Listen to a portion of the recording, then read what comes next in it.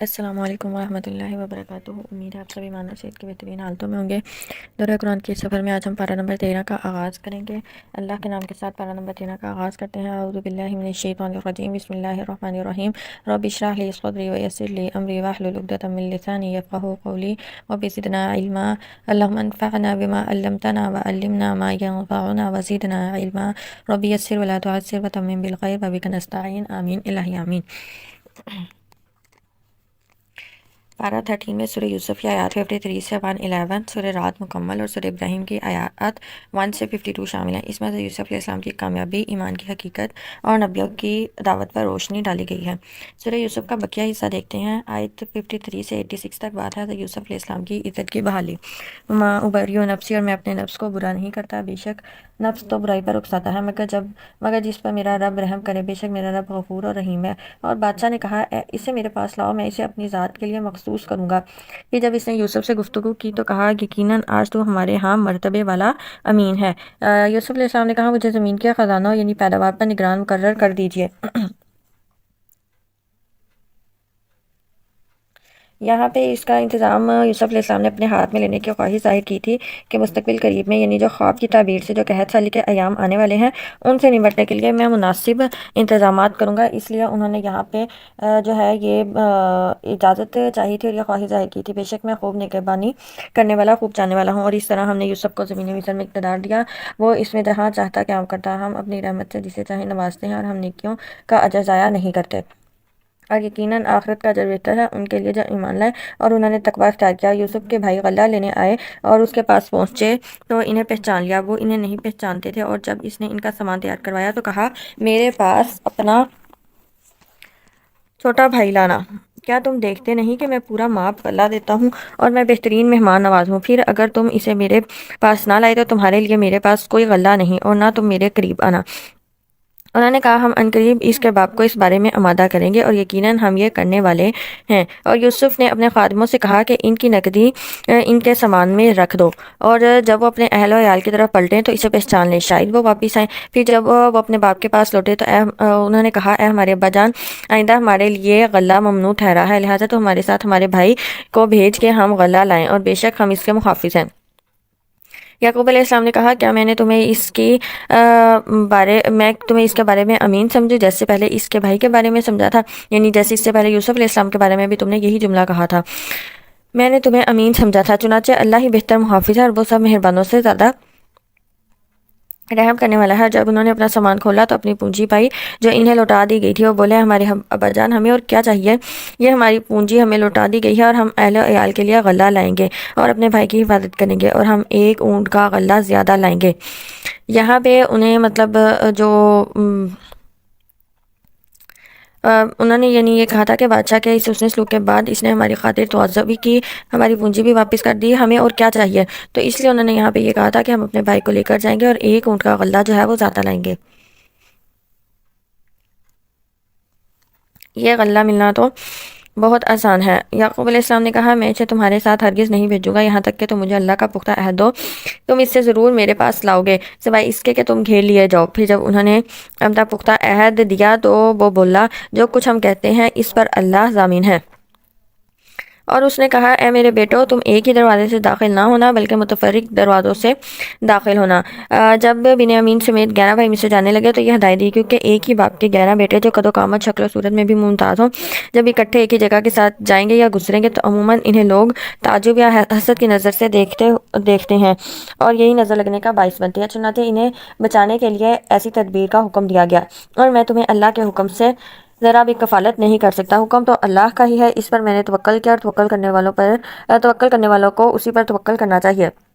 اور جب وہ داخل ہوئے جہاں سے ان کے باپ نے انہیں حکم دیا تھا اور وہ انہیں اللہ کے حکم سے ذرا بھی نہیں بچا سکتا تھا، مگر یعقوب کے دل میں ایک حاجت تھی سو وہ پوری کر چکا، اور بلا شبہ ہمارے تعلیم دینے کی وجہ سے وہ صاحب علم تھا، لیکن اکثر لوگ علم نہیں رکھتے۔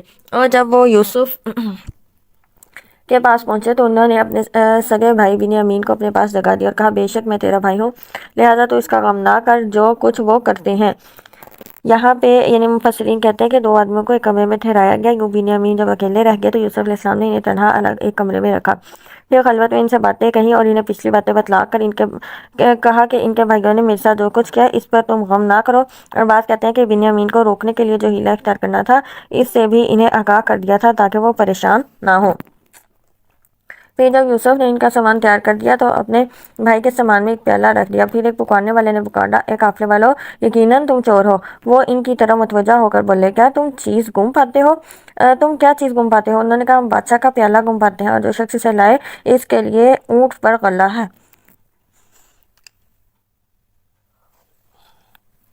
اور میں اس کا ضامن ہوں۔ وہ بولے، اللہ کی قسم، یقیناً تمہیں علم ہے کہ ہم اس ملک میں فساد کرنے نہیں آئے اور نہ ہم چور ہیں۔ انہوں نے کہا، پھر اس چور کی کیا سزا ہے اگر تم جھوٹے ہوئے؟ وہ بولے، اسی یہ سزا ہے کہ جس کے سامان میں وہ پیالہ پایا جائے وہ شخص اس کا بدلہ ہے، اور ہم ظالموں کو اسی طرح سزا دیتے ہیں۔ چنانچہ یوسف اپنے بھائی کے بورے سے پہلے ان کے بوروں کی تلاشی لینے لگا، یعنی پہلے دوسرے بھائیوں کی تلاشی لی، پھر اپنے بھائی کی طرف وہ آئے، پھر اس نے اپنے بھائی یعنی بنیامین کے بورے سے وہ پیالہ نکال لیا۔ اسی طرح ہم نے یوسف کے لیے تدبیر کی، وہ اس بادشاہ کے قانون کی روح سے تو اپنے بھائی کو نہیں رکھ سکتا تھا مگر یہ کہ اللہ چاہے، ہم جس کو چاہیں درجے بلند کرتے ہیں، اور ہر صاحب علم کے اوپر ایک زیادہ علم والا ہے۔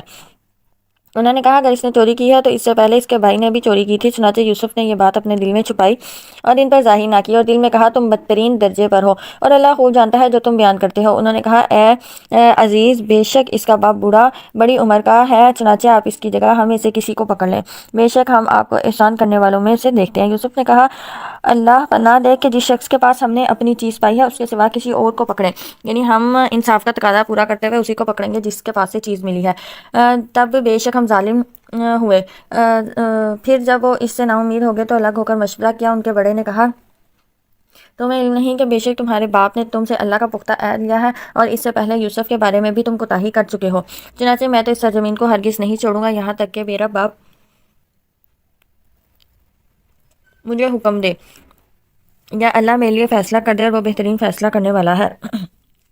تم اپنے باپ کے پاس واپس جاؤ اور کہو، ہمارے بجان بے شک آپ کے بیٹے نے چوری کی ہے، اور ہم نے وہی گواہی دی تھی جو ہمیں علم تھا، اور ہمیں غیب کی خبر نہیں، اور آپ اس بستی والے سے پوچھ لیں جس میں ہم رہے اور اس قافلے سے بھی جس میں ہم آئے، بے شک ہم سچے ہیں۔ یعقوب علیہ السلام نے کہا، حقیقت یہ نہیں بلکہ تمہارے دلوں نے ایک بری بات آراستہ کر دی ہے، چنانچہ صبر ہی بہتر ہے، شاید اللہ ان سب کو میرے پاس لے آئے، بے شک وہی علیم اور حکیم ہے۔ اور وہ ان سے پھرا اور بولا، ہے افسوس یوسف پر، اس کی آنکھیں غم سے سفید ہو گئی اور وہ غم سے بھرا ہوا تھا۔ بیٹے بولے، اللہ کی قسم، آپ یوسف کو سدا یاد کرتے ہیں یہاں تک کہ آپ غم سے گھل کر مرنے کے قریب ہو جائیں یا ہلاک ہونے والوں میں سے ہو جائیں۔ اس نے کہا، میں تو اس پریشانی اور غم کا شکوہ اللہ ہی سے کرتا ہوں، اور میں اللہ ہی کی طرف سے جانتا ہوں جو تم نہیں جانتے۔ آگے آیت 87 سے 111 میں بات ہے حضرت یوسف اور بھائیوں کا ملاپ۔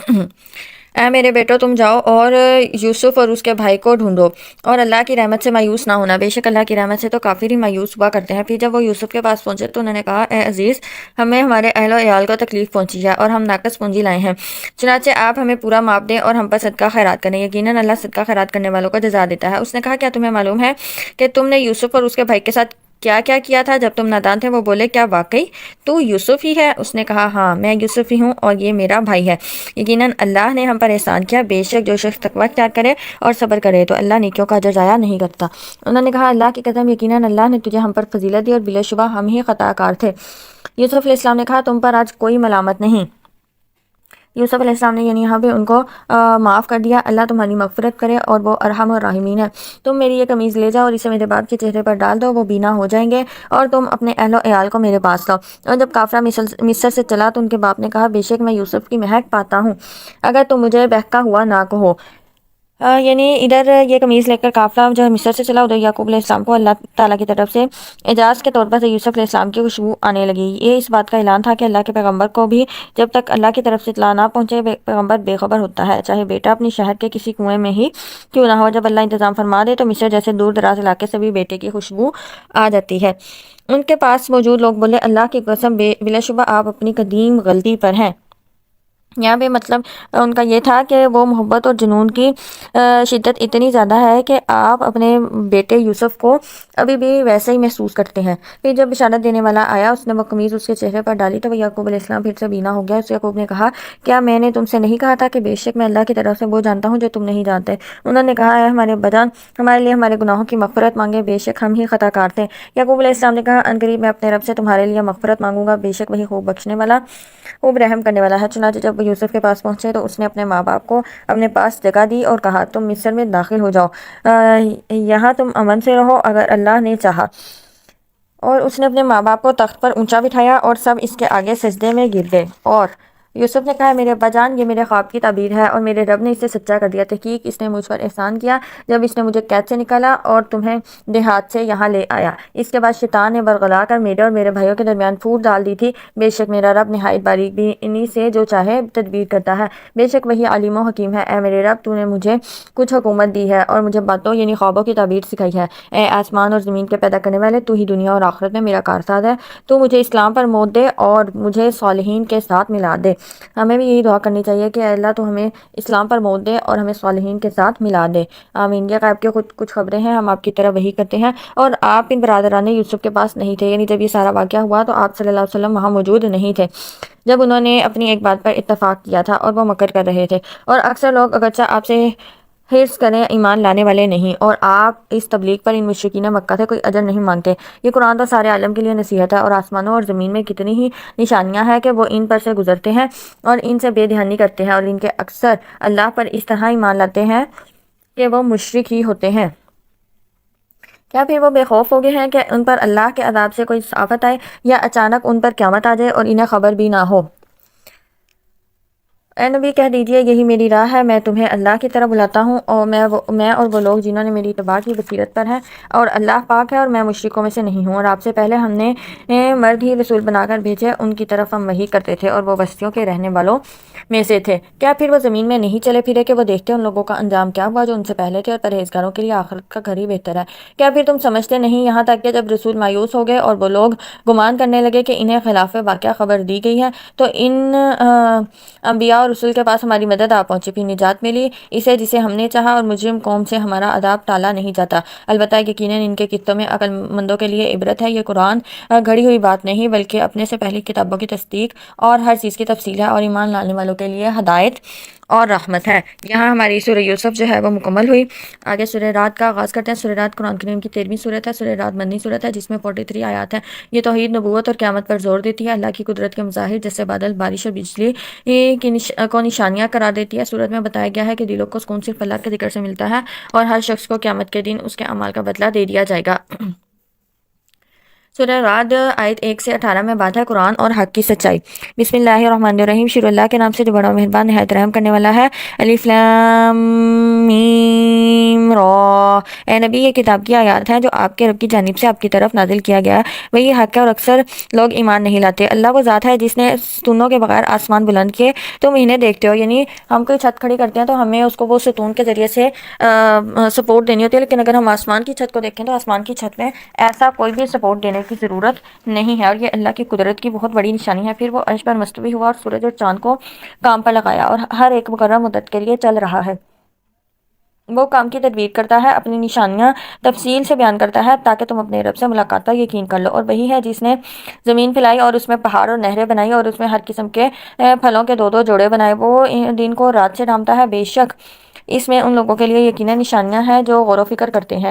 اور زمین میں باہم ملے ہوئے قطعات ہیں، اور انگوروں کے باغ اور کھیتیاں، کھجور کے درخت ہیں، ایک جڑے سے کئی تنوں والے، ایک تنے والے جو ایک ہی پانی سے سیراب کیے جاتے ہیں، اور ہم ان کے بعض کو بعض پر پھل میں فضیلت دیتے ہیں، یعنی بعض جو ہیں وہ زیادہ میٹھے ہوتے ہیں، بعض جو ہیں وہ کم میٹھے ہوتے ہیں۔ بے شک اس میں ان لوگوں کے لیے البتہ نشانیاں ہیں جو سمجھتے ہیں۔ اور اگر آپ تعجب کریں تو ان کا یہ کہنا عجیب تر ہے کہ کیا جب ہم مٹی ہو جائیں گے اور کیا ہم البتہ نئی پیدائش ہوں گے؟ یہی لوگ ہیں جنہوں نے اپنے رب کے ساتھ کفر کیا اور یہی ہیں کہ ان کی گردنوں میں توق ہوں گے اور یہی دوزخ والے ہیں، وہ اس میں ہمیشہ رہیں گے، اور وہ آپ سے بھلائی یعنی رحمت سے پہلے برائی یعنی عذاب میں جلدی چاہتے ہیں، حالانکہ ان سے پہلے عذاب کی مثالیں گزر چکی ہیں، اور بے شک آپ کا رب لوگوں کے ظلم کے باوجود البتہ انہیں بخشنے والا ہے، اور یقیناً آپ کا رب البتہ سخت سزا دینے والا ہے۔ اور کافی لوگ کہتے ہیں کہ اس پر اس کے رب کی طرف سے کوئی نشانی کیوں نہ اتاری گئی؟ اے نبی، آپ تو صرف ڈرانے والے ہیں اور ہر قوم کے لیے ایک ہادی ہوتا ہے۔ اللہ جانتا ہے کہ ہر مادہ جو کچھ پیٹ میں اٹھائے پھرتی ہے اور جو کچھ رحم کم کرتے ہیں اور جو کچھ زیادہ کرتے ہیں، اور ان کے ہاں ہر چیز کی مقدار مقرر ہے۔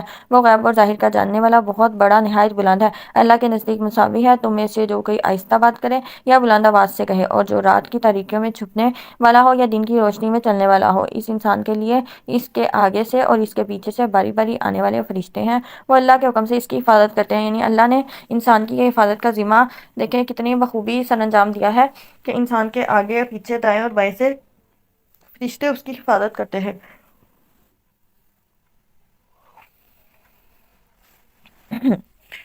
اچھا جی، تو یہ فرشتے حفاظت کرتے ہیں۔ بے شک اللہ نہیں بدلتا جو کسی قوم میں سے حتیٰ کہ وہ اسے بدلے جو ان کے نفسوں میں ہے۔ یہ وہی بات کہ اگر ہم چاہتے ہیں کہ ہماری حکومت اچھی ہو، ہمارا ملک اچھا ہو، ہماری ریاست اچھی ہو، تو اس کے لیے ضروری ہے کہ ہر انسان اپنے نفس کی اصلاح کرے۔ اور جب اللہ کسی قوم کے ساتھ برائی یعنی عذاب کا ارادہ کرتا ہے تو اس کے لیے کوئی واپسی نہیں، اور ان کے لیے اس کے سوا کوئی کارساز نہیں۔ وہی ہے جو تمہیں ڈرانے اور امید لانے کے لیے بجلی دکھاتا ہے اور بھاری بادل پیدا کرتا ہے، اور بادل کی گرج اس کی حمد کے ساتھ تسبیح پڑھتی ہے، اور فرشتے بھی اس کے خوف سے تسبیح پڑھتے ہیں، اور وہی کڑکتی بجلیاں بھیجتا ہے، پھر انہیں جن پر چاہے گراتا ہے، جبکہ وہ اللہ کے بارے میں جھگڑ رہے ہوتے ہیں، اور وہ شدید قوت والا ہے۔ اسی کو پکارنا برحق ہے، اور جو لوگ اس کے سوا دوسروں کو پکارتے ہیں وہ انہیں کسی بات کا جواب نہیں دیتے، مگر جیسے کوئی شخص اپنے دونوں ہاتھ پانی کی طرف پھیلائے تاکہ پانی اس کے منہ میں آ پہنچے، جبکہ وہ اس کے منہ تک پہنچنے والا نہیں۔ یعنی جو اللہ کو چھوڑ کر دوسروں کو مدد کے لیے پکارتے ہیں، ان کی مثال ایسے ہے جیسے کوئی شخص دور سے پانی کی طرف اپنی دونوں ہتھیلیوں کو پھیلا کر پانی سے کہے کہ تو میرے منہ تک آ جا۔ ظاہر سی بات ہے کہ پانی ایک بے شعور مایا ہے، اسے پتہ نہیں کہ ہتھیلیاں پھیلانے والے کی حاجت کیا ہے، اور نہ اسے یہ پتہ کہ مجھ سے وہ اپنے منہ تک آنے کا مطالبہ کر رہا ہے۔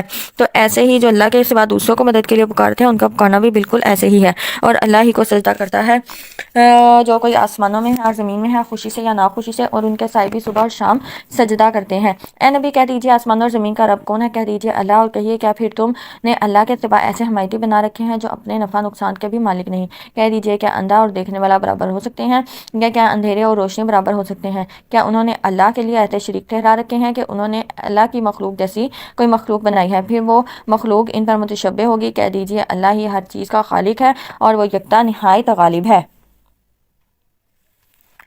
اللہ نے آسمان سے پانی نازل کیا تو ندی نالے اپنی اپنی گنجائش کے مطابق بہہ نکلے، پھر سیلاب ابھرا ہوا جھاگ اوپر لے آیا، اور ان کے دھاتوں میں سے کوئی جنہیں زیور یا سامان بنانے کے لیے آگ میں تپاتے ہیں، اس طرح کا جھاگ اٹھتا ہے۔ اسی طرح اللہ حق اور باطل کی مثال بیان کرتا ہے۔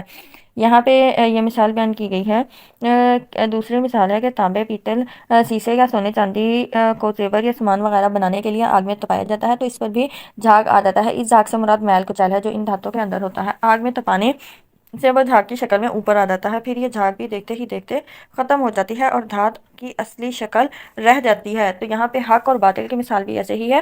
حق جو ہے وہ قائم رہتا ہے، جبکہ جو باطل ہے وہ مٹ جانے والا ہے۔ اسی طرح اللہ حق اور باطل کی مثال بیان کرتا ہے۔ چنانچہ جو جھاگ ہے تو وہ سوکھ کر زائل ہو جاتا ہے، اور جو چیز انسانوں کو فائدہ دیتی ہے سو وہ زمین میں باقی رہتی ہے۔ اللہ اسی طرح مثالیں بیان کرتا ہے۔ جنہوں نے اپنے رب کا حکم مانا ان کے لیے بھلائی ہے، اور جنہوں نے اس کا حکم نہ مانا بلا شبہ ان کے لیے ان کے پاس وہ سب کچھ جو زمین میں ہو اور اس کی مثل بھی اس کے ساتھ اور بھی تو ضرور وہ اسے فدیہ میں دے دیں۔ یہی لوگ ہیں کہ ان کے لیے برا حساب ہے اور ان کا ٹھکانہ جہنم ہے اور وہ برا ٹھکانہ ہے۔ سورہ رعد آیت 19 سے 43 میں بات ہے اللہ کی قدرت اور توحید۔ کیا پھر وہ شخص جو جانتا ہے کہ یقیناً جو کچھ آپ کے رب کی طرف سے آپ پر نازل کیا گیا وہی حق ہے، اور وہ اس شخص کی مانند ہو سکتا ہے جو اندھا ہے؟ بس عقل والے ہی نصیحت پکڑتے ہیں، وہ جو اللہ کا وعدہ پورا کرتے ہیں اور پختہ وعدہ نہیں توڑتے، اور جو جوڑتے ہیں وہ چیز جسے اللہ نے جوڑنے کا حکم دیا، اور وہ اپنے رب سے ڈرتے ہیں اور برے حساب سے گھبراتے ہیں، اور جنہوں نے اپنے رب کے چہرے کی طلب کے لیے صبر کیا اور نماز قائم کی اور ہمارے دیے ہوئے پوشیدہ اور ظاہر طور پر ہمارے دیے ہوئے رزق میں سے پوشیدہ اور ظاہر طور پر خرچ کیا، اور وہ برائی کو بھلائی سے دفع کرتے ہیں، انہی لوگوں کے لیے آخرت کا گھر ہے جو کہ ہمیشہ کے باغ ہیں جن میں وہ داخل ہوں گے، اور وہ بھی جو ان کے باپ دادا اور ان کی بیوی اور ان کی اولاد میں سے صالح ہوئے۔ اور فرشتے جنت کے ہر دروازے سے ان کے پاس آئیں گے اور کہیں گے تم پر سلام ہو، اس لیے کہ تم نے صبر کیا، لہذا آخرت کا گھر بہت خوبصورت ہے۔ اور جو لوگ اللہ کے عہد کو پختہ کرنے کے بعد توڑ دیتے ہیں وہ چیز قطع کرتے ہیں جسے اللہ نے جوڑنے کا حکم دیا ہے، اور وہ زمین میں فساد کرتے ہیں، انہی لوگوں کے لیے لعنت ہے اور ان کے لیے آخرت کا بہت برا گھر ہے۔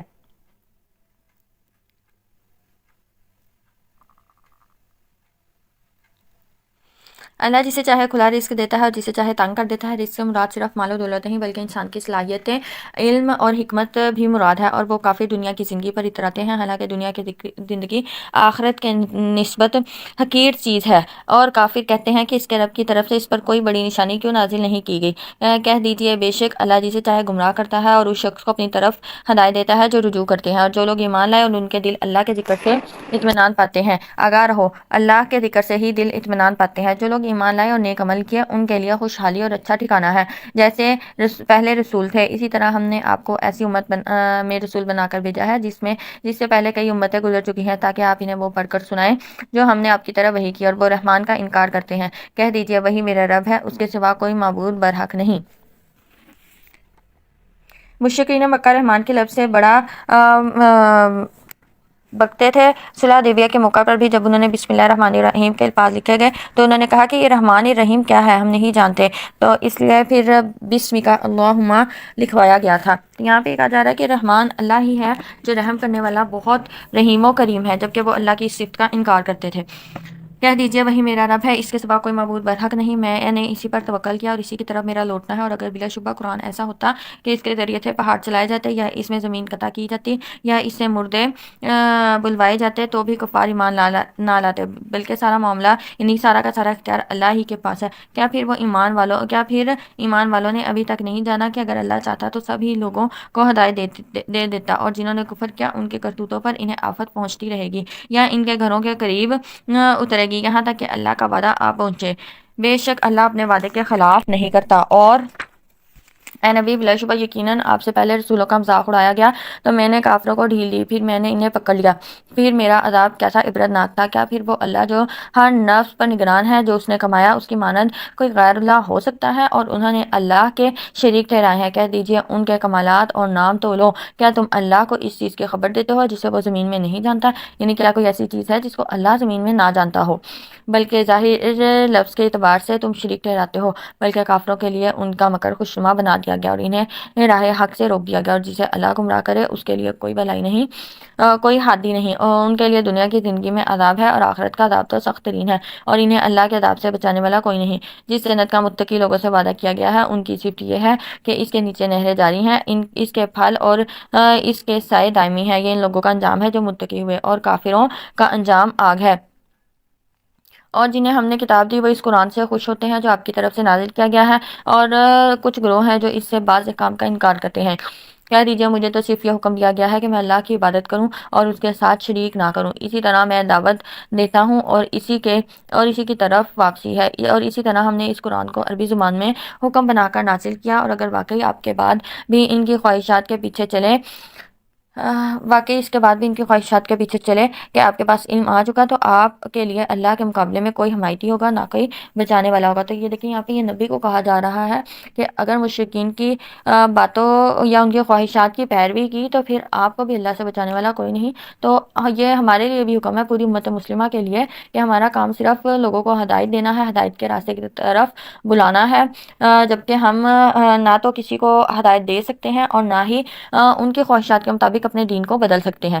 تو ان سب چیزوں سے منع کیا گیا ہے۔ اور بے شک ہم نے آپ سے پہلے کئی رسول بھیجے اور ہم نے انہیں بیوی بچوں والے بنایا، اور کسی رسول کا یہ اختیار نہ تھا کہ وہ بھی نشانی یعنی معجزہ لائے مگر اللہ کے اذن سے۔ یعنی جتنے بھی معجزات آج تک نبیوں کے پاس آئے وہ اللہ کی طرف سے ہیں، وہ خود سے کوئی معجزہ نہیں لا سکتے۔ ہر مقررہ وقت کے لیے ایک کتاب میں لکھا ہوا وقت ہے، اللہ جسے چاہتا ہے مٹاتا ہے اور جسے چاہتا ہے ثابت کرتا ہے، اور اسی کے پاس اصل کتاب ہے۔ اور نبی اگر ہم واقعی آپ کو اس عذاب کا کچھ حصہ دکھا دیں جس کا ہم ان سے وعدہ کرتے ہیں یا آپ کو وفا دے دیں تو آپ کے ذمے تو صرف پہنچا دینا ہی ہے اور ہمارے ذمے حساب لینا۔ کیا انہوں نے نہیں دیکھا کہ بلا شبہ ہم کفر کی زمین کو اس حال میں آتے ہیں کہ اسے اس کے اطراف سے گھٹاتے جاتے ہیں۔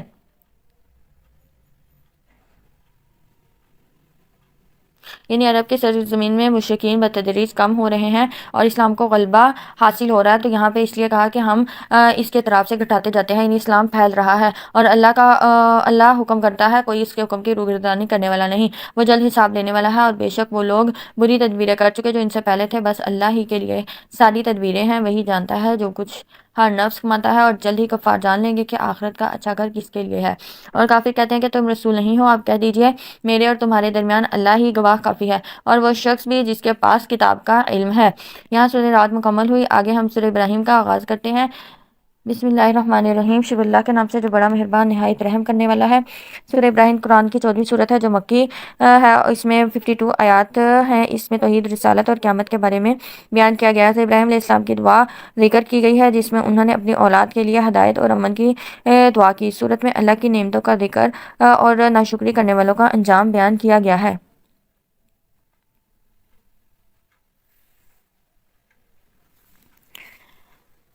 سورۃ ابراہیم آیت 1 سے 20 میں بات ہے اللہ کی نعمتوں کی پہچان۔ بسم اللہ الرحمن الرحیم، شروع اللہ کے نام سے جو بڑا مہربان نہایت رحم کرنے والا ہے۔ الف لام را، اے نبی یہ عظیم الشان کتاب ہم نے اسے آپ کی طرف نازل کیا ہے تاکہ آپ لوگوں کو غلطیوں سے اندھیروں سے نور کی طرف نکالا اور ان کے رب کے اذن سے غالب اور لائق تعریف کرنے کے راستے کی طرف سے یعنی اللہ کی طرف، جس کا وہ سب کچھ ہے جو آسمانوں میں اور زمین میں ہے، اور کافروں کے لیے شدید عذاب سے تباہی ہے جو آخرت پر دنیاوی زندگی کو محبوب رکھتے ہیں اور اللہ کے راستے سے روکتے ہیں اور اس میں ٹیڑھا پن ڈھونڈتے ہیں، وہی دور کی گمراہی میں ہے۔ اور ہم نے ہر رسول اس کی قوم کی زبان بولنے والا بھیجا تاکہ ان کے لیے کھول کر بیان کرے، پھر اللہ جسے چاہے گمراہ کرتا ہے اور جسے چاہے ہدایت دیتا ہے، اور وہ زبردست خوب حکمت والا ہے۔ اور بلا شک ہم نے موسیٰ کو اپنی نشانیوں کے ساتھ بھیجا کہ وہ اپنی قوم کو ظلمتوں سے نور کی طرف نکال لائے،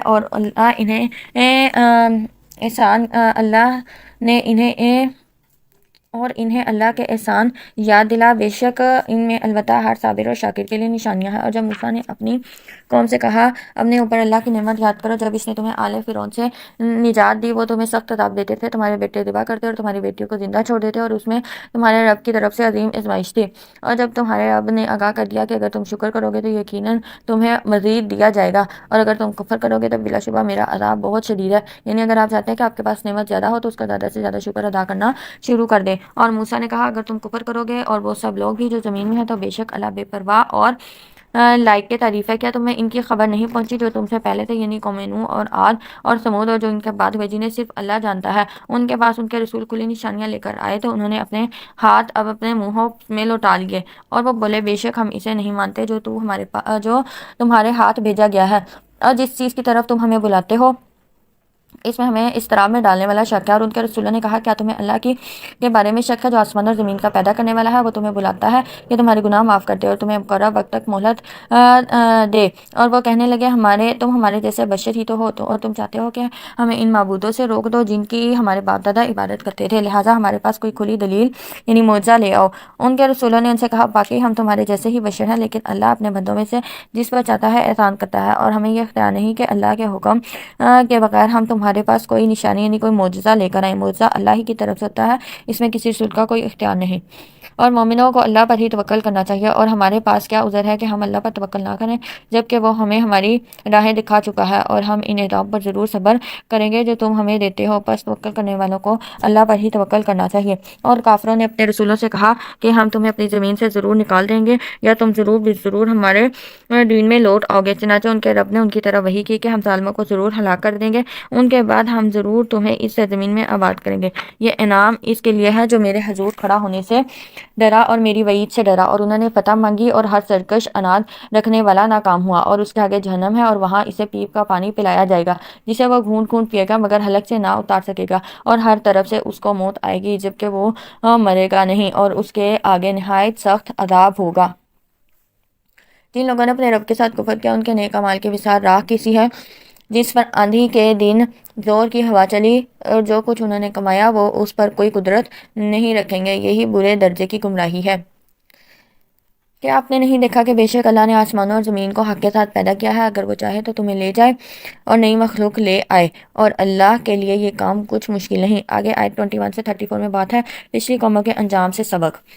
اور وہ سب لوگ اللہ کے سامنے کھڑے ہوں گے تو کمزور لوگ ان سے کہیں گے جو دنیا میں تکبر کرتے تھے ہم تو تمہارے تابع تھے، کیا پھر کیا تم ہم سے اللہ کا کچھ عذاب دور کر سکتے ہو؟ وہ کہیں گے اگر اللہ ہمیں ہدایت دیتا تو ہم ضرور تمہیں بھی ہدایت کرتے۔ اگر اب ہمارے لیے برابر ہے خواہ ہم روئیں پیٹیں یا صبر کریں، ہمارے لیے بھاگنے کی کوئی جگہ نہیں۔ اور جب جنت یا جہنم کے معاملے کا فیصلہ کر دیا جائے گا تو شیطان کہے گا بے شک اللہ نے تم سے سچا وعدہ کیا تھا اور میں نے تم سے جو وعدہ کیا تھا اس کی میں نے خلاف ورزی کی اور میرا تم پر کوئی زور نہ تھا۔ یعنی جب شیطان اللہ کے عذاب کو، اللہ کے فیصلے کو دیکھ لے گا تو پھر وہ اس طرح سے مکر جائے گا، مگر یہ کہ میں نے تمہیں دعوت دی تھی تو تم نے میری بات مان لی، چنانچہ تم مجھے ملامت نہ کرو اور اپنے آپ کو ملامت کرو۔ میں تمہارا فریاد رس نہیں اور نہ تم میرے فریاد رس ہو، اور بلا شبہ میں تو اس کا انکار کرتا ہوں جو تم اس سے پہلے اللہ کا شریک ٹھہراتے تھے۔ بے شک ظالموں کے لیے دردناک عذاب ہے۔ اور جو لوگ ایمان لائے اور انہوں نے نیک عمل کیے وہ ایسی جنتوں میں داخل کیے جائیں گے جن کے نیچے سے نہریں جاری ہوں گی، وہ اپنے رب کے اذن سے ہمیشہ وہاں رہیں گے، وہاں ان کی ملاقات کی دعا سلام ہوگی۔ اے نبی، کیا آپ نے نہیں دیکھا کہ اللہ نے کلمہ طیبہ اسلام کی کیسی مثال بیان کی ہے؟ وہ ایک پاکیزہ درخت کی طرح ہے، اس کی جڑ مضبوط اور اس کی شاخیں آسمان میں ہیں، وہ ہر وقت اپنے رب کے حکم سے اپنا پھل لاتا ہے اور اللہ لوگوں کے لیے مثالیں بیان کرتا ہے تاکہ وہ نصیحت پکڑے۔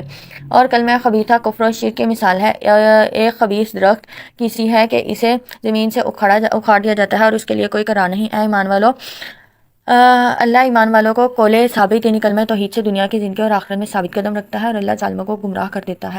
اللہ جو چاہتا ہے وہ کرتا ہے۔ کیا آپ نے ان لوگوں کو نہیں دیکھا جنہوں نے اللہ کی نعمت کو کفر سے بدل ڈالا اور اپنی قوم کو ہلاکت کے گھر میں لے جا اتارا، یعنی جہنم میں؟ وہ اس میں داخل ہوں گے اور وہ بدترین ٹھکانہ ہے۔ اور انہوں نے اللہ کے شریک بنائے تاکہ وہ لوگوں کو اس کے راستے سے بہکا دیں۔ کہہ دیجئے تم فائدہ اٹھاؤ دنیا میں، پھر یقیناً تمہاری واپسی آگ کی طرف ہے۔ کہہ دیجئے میرے ان بندوں میں سے جو ایمان لائے کہ وہ نماز قائم کریں گے، ہم نے انہیں جو رزق دیا ہے اس میں سے چھپا کر اور اعلانیہ طور پر خرچ کریں گے، اس سے پہلے کہ وہ دن آئے جس میں نہ ہو سودا بازی اور نہ کوئی دوستی کام آئے۔ اللہ وہ ذات ہے جس نے آسمانوں اور زمین کو پیدا کیا اور آسمان سے پانی نازل کیا، پھر اس نے اس پانی کے ذریعے سے تمہارے لیے بطور رزق پھل نکالے اور تمہارے لیے کشتیاں مسخر کی تاکہ سمندر میں ایک اس کے حکم سے چلیں، اور تمہارے لیے دریا مسخر کیا اور تمہارے لیے سورج اور چاند مسخر کیے جو مسلسل چل رہے ہیں، اور تمہارے لیے دن اور رات کو مقرر کیا، اور اس نے تمہیں ہر وہ چیز دی جو تم نے اس سے مانگی تھی، اور اگر تم اللہ کی نعمتیں گنو تو انہیں شمار نہ کر سکو گے۔ بے شک انسان بڑا ظالم نہایت ناشکرا ہے۔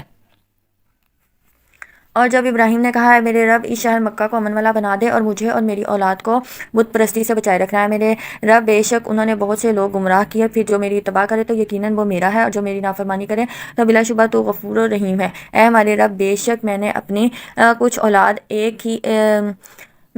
کچھ اولاد ایک بے زراعت وادی میں بسائی اور تیرے محترم گھر کعبے کے پاس۔ اے میرے رب، تاکہ وہ نماز قائم کرے، چنانچہ تو بعض لوگوں کے دل ان کی طرف مائل ہونے والے کر دے اور انہیں ہر قسم کے پھلوں سے رزق دے۔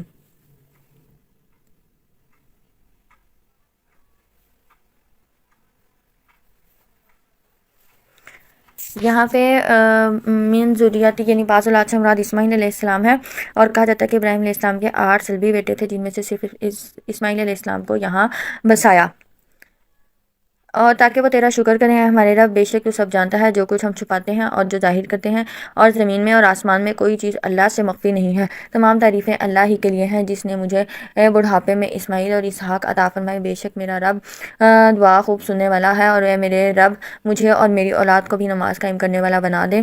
اے ہمارے رب تو ہماری دعا قبول فرما۔ اے ہمارے رب، جس دن حساب قائم ہوگا اس دن مجھے، میرے والدین کو اور تمام مومنوں کو معاف فرما۔ اور اے نبی، آپ مت خیال کریں کہ اللہ ان کاموں سے غافل ہے جو ظالم کرتے ہیں، وہ تو انہیں صرف اس دن تک مہلت دیتا ہے جس دن میں آنکھیں پھٹی کی پھٹی رہ جائیں گی اور وہ اپنے سر اٹھائے محشر کی طرف دوڑ رہے ہوں گے، ان کی نگاہ اپنی طرف سے بھی نہ پھر سکے گی اور ان کے دل خالی ہوں گے۔ اے نبی، لوگوں کو اس دن سے ڈرائیں جب انہیں عذاب آ لے گا تو ظالم کہیں گے اے ہمارے رب، ہمیں تھوڑی مدت مہلت دے تاکہ ہم تیری دعوت قبول کریں اور رسولوں کی اتباع کریں۔ ان سے کہا جائے گا کیا تم اس سے پہلے قسمیں نہیں کھاتے تھے کہ تمہارے لیے کوئی زوال نہیں اور تم ان لوگوں کے رہنے کی جگہوں میں آباد تھے جنہوں نے اپنے رب پر ظلم کیا تھا، اور واضح ہو چکا کہ تم نے ان سے کیا سلوک کیا تھا، اور ہم نے تمہارے لیے مثالیں بیان کی تھی اور یقیناً وہ اپنی چالیں چل چکے۔ اب ان کی سب چالیں اللہ کے پاس ہیں، اور ان کی چالیں ایسے نہ تھی کہ اس کی وجہ سے پہاڑ ٹل جاتے. چنانچہ آپ ہرگز خیال نہ کریں کہ اللہ اپنے رسولوں سے وعدہ خلافی کرے گا. بے شک اللہ غالب ہے، انتقام لینے والا ہے. جس دن یہ زمین دوسری زمین سے بدل دی جائے گی اور آسمان بھی اور لوگ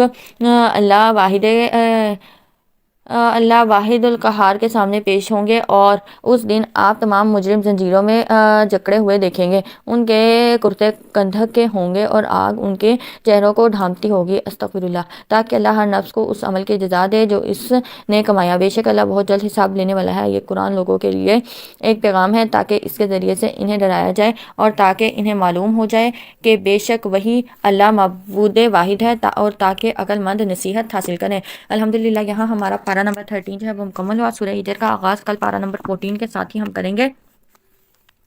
پارہ نمبر 13 میں جو اہم نکات ہے، صبر و استقامت کامیابی کی کنجی ہے. اللہ کی یاد سے دلوں کو سکون ملتا ہے. ناشکری کرنے والے کے لیے سخت عذاب کی وعید ہے. نبیوں کی دعائیں اور قربانیاں ایمان والوں کے لیے مشعل راہ ہیں.